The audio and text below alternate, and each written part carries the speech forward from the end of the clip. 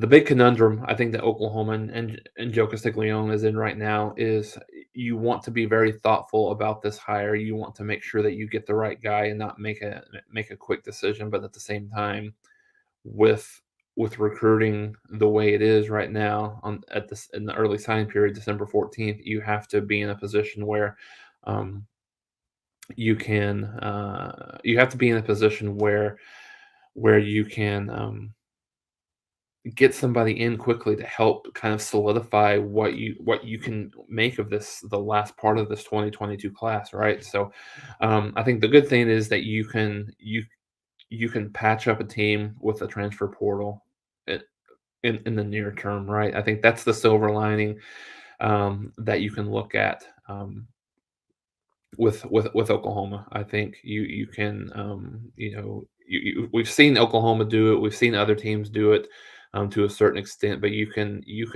patch up a team. So it kind of depends on how big the exodus is with current players and with recruits. So mentioned Spencer Rattler. I think obviously Caleb Williams is priority number one. I would say probably 50-50. And I would probably I think the one difference between Caleb Williams here is interesting to look at that is because if he follows Lincoln to USC, he's not guaranteed to be the guy next year. With Jackson Dart there at USC, as a good prospect and a good player. Malachi Nelson probably is going to go to USC as part of that 2023 class as well. So um, if you're Caleb Williams, you stay at Oklahoma. You're the guy. You're the unquestioned starting quarterback next year, without a doubt, without very much competition at all.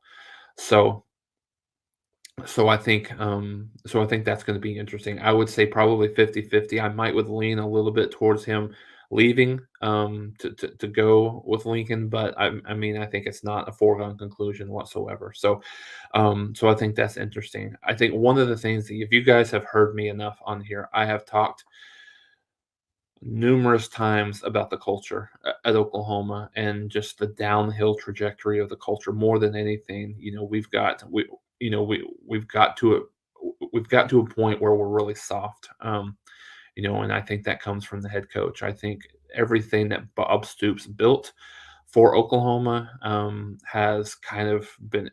If anybody listened to Teddy and Gabe this morning, really really good stuff. I think they talked about every year, and I thought this was interesting. Every year that Lincoln Riley has kind of chipped away at that culture, and I think the culture at USC, fits him absolutely perfectly. I think that is, I think that's where he belongs. I mean, I think more than anything. Um, so yeah, I think that's where we're at. I mean, Oklahoma has become soft and stuff like that. So the only thing I say about the Caleb situation is, he has moved his entire family to Oklahoma. His entire family has moved to Oklahoma to support Caleb. So that's got to factor into it a little bit as well. Um, so let's talk about potential hires. So there's a lot of names that have been floated out there, typically like what you would see at this time. There's 10 or 15 names that I've seen. I'll break it down to about 5 or 6 that I think, and obviously I think, when we say all this, I think there could be some folks that are on the outside looking in that we don't think about. One of the things I heard early on is that Joe Castiglione is talking to even some huge names that may not necessarily look initially that are the would be the guy, but maybe just investing their interest. I think it's very similar to what USC did with Oklahoma. I think on the outside looking in, you would think that they didn't really have a whole lot of thought that Lincoln would actually be willing to make the move. Um, so I think let's start with some names that have been out there that I will just kind of um, you know, throw away that I don't think either they would be willing to come or would be a great fit for Oklahoma. Josh Heupel is one that's been interested. I think the relationship between Oklahoma and Josh Heupel is in such a bad shape, that I don't think that he would consider it. I don't think it would be a good move for Oklahoma for numerous reasons. He's been here and he was not.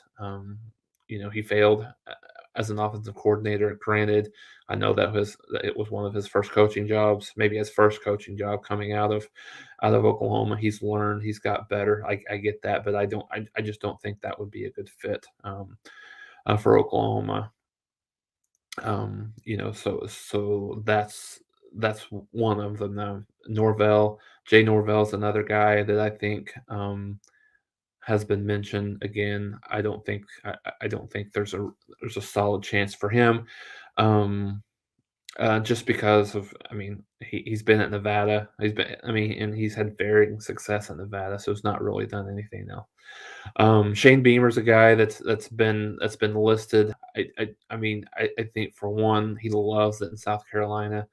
I think he's building something there. I don't think he has a lot of from where I'm standing or sitting. I don't think he has enough. He's done enough to really warrant Oklahoma going there. So those are a few names. The Kingsbury thing, I think there's more of a chance of him than the other couple that I mentioned, but I don't think that's something that would happen. I think Oklahoma wants to get as far away from any ties to Texas Tech as they possibly can, right now, given everything that's kind of happened. Urban Meyer's another one that has been mentioned that I don't think that there's a chance.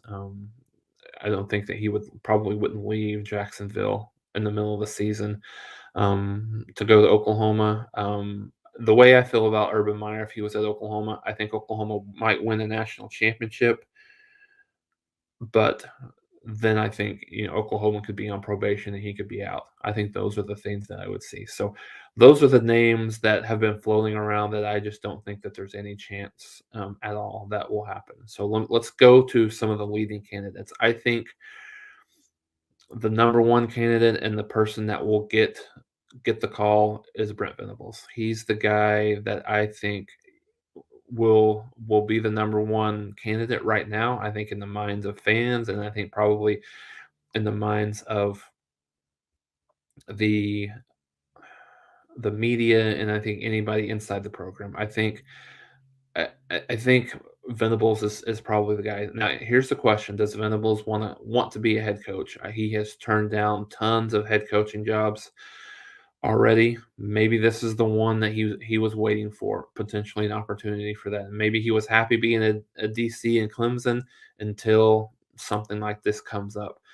I've heard through the grapevine that he is one of those guys that's not incredibly excited about dealing with everything that he needs to deal with being a head coach. But maybe at Oklahoma, maybe that's different. So I think he's a guy. He's the number one. I think he's the number one candidate right now. If you were to say, Jason, give me one guy, just one guy and only one. I think he's the one guy that I would mention. So there's some other ones. I think Luke Fickle is a guy that is I'm hearing more and more um, vibe about. I think he was even asked today about potentially being in the mix, and obviously what you would expect, politely said no, and kind of diverted. Didn't really say no, but I think he kind of diverted the topic specifically to the conference championship with Cincinnati playing against Houston. So I think that's another him building Cincinnati up the way that they are into a team that's from a group of five that's probably going to make the playoffs if they beat Houston on Saturday. So I think what he's built there is very enticing for Oklahoma.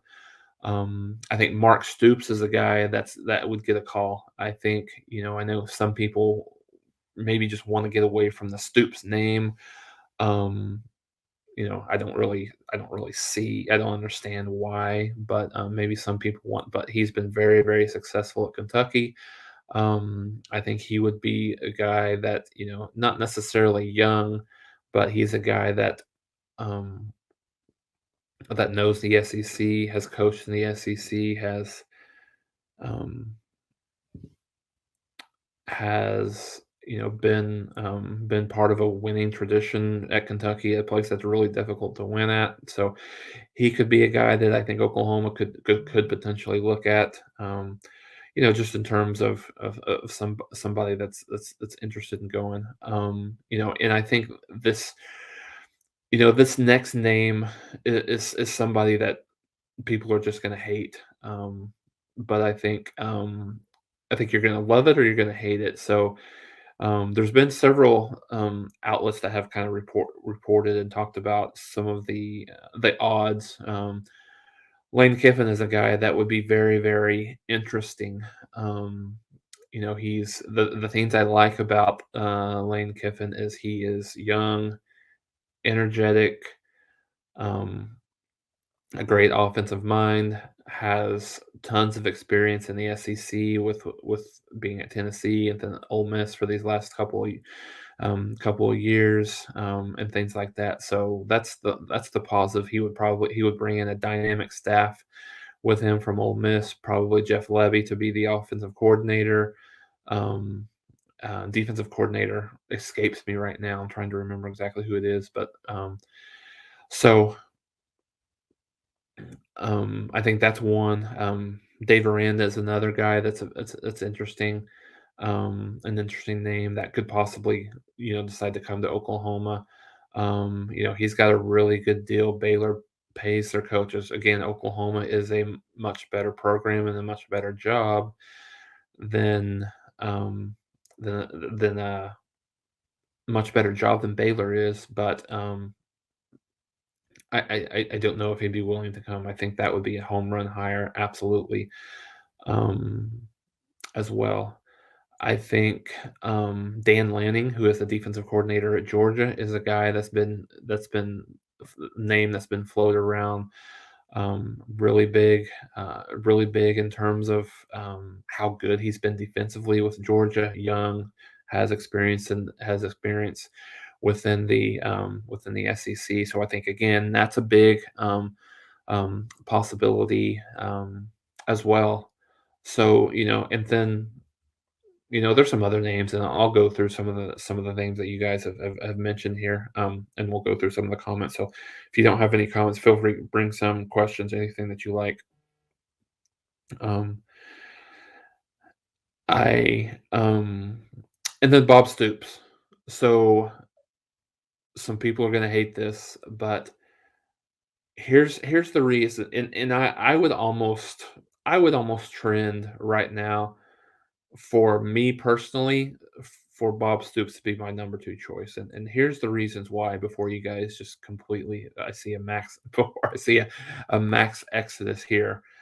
Um, Oklahoma needs a guy. Here's what I think they need. I think they need a no nonsense disciplinarian guy to build the culture back at Oklahoma that's been chipped away over the last 5 years. I think um, a hard-nosed defensive guy that can go hire an offensive genius at the to run the offense from an offensive coordinator perspective. So Oklahoma's going to need someone that's going to be able to keep the wheels on the bus for the next couple of years.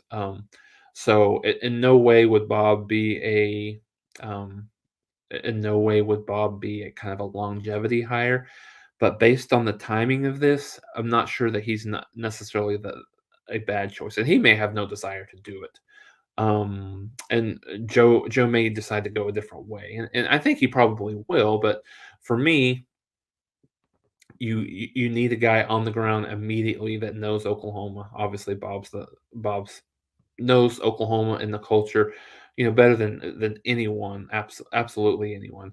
Um, and I think he would be able to keep the wheels on the bus for a couple of years, and maybe usher Oklahoma into the SEC in a way that they need to be ushered into. So I think that's a possibility. He's going to have to, he's going to have to do some recruiting within the organization as well. So I think that's one thing that's interesting. So that's what I got. Those are some of the names I've heard. Those are some of my candidates. I think Venables is the guy he's going to be offered the job first. I would be shocked, surprised if he isn't.